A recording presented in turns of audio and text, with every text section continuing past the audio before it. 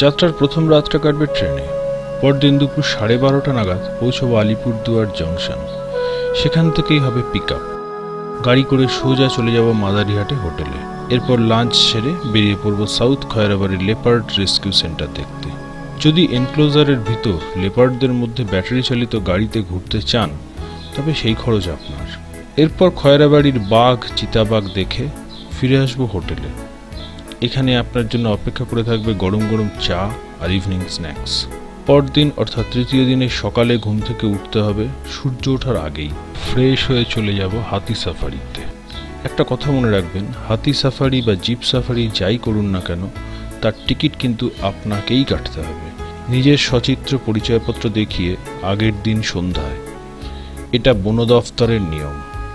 আর এই হাতি সাফারি বা জিপ সাফারির খরচও আপনার। আমরা আপনাকে হলং ভিউ পয়েন্ট পর্যন্ত 11 কিলোমিটার সাফারি করাতে পারব। যারা হাতি সাফারি করতে চাইবেন না তারা এই 1 ঘন্টা কাটাতে পারেন হলং ভিউ পয়েন্টে।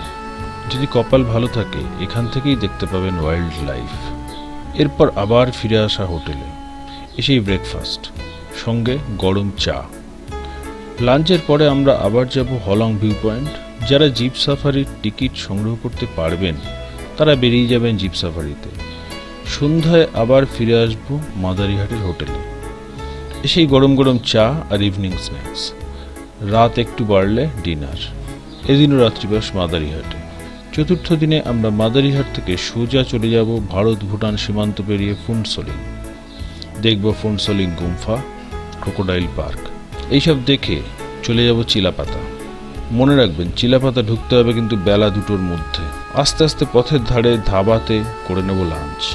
বিকেলে আমরা চিলাপাতা ফরেস্টে সেরে নেব সাফারি। দেখব নল রাজার গড়ের ধ্বংসাবশেষ। এদিনের ইভিনিং টি এবং ডিনার এখানেই।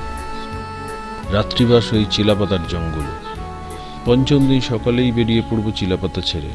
পথের ধাবাতে করে নেব ব্রেকফাস্ট সেরে সোজা চলে যাব জয়ন্তীর জঙ্গলে সাফারি করে জয়ন্তী নদীর ধারে ঘোরাঘুরি করে কাটাবো বেশ কিছুটা সময়।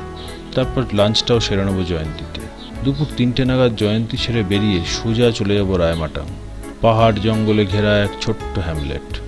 এদিনই সন্ধ্যা নামার আগে ঢুকে পড়ব রায়মাটাংয়ের জঙ্গল সাফারিতে। চলে যাব 18 কিলোমিটার দূরবর্তী এক ওয়াচ টাওয়ারে। এই টাওয়ার থেকে ওয়াইল্ড লাইফ দেখার চান্স খুব বেশি।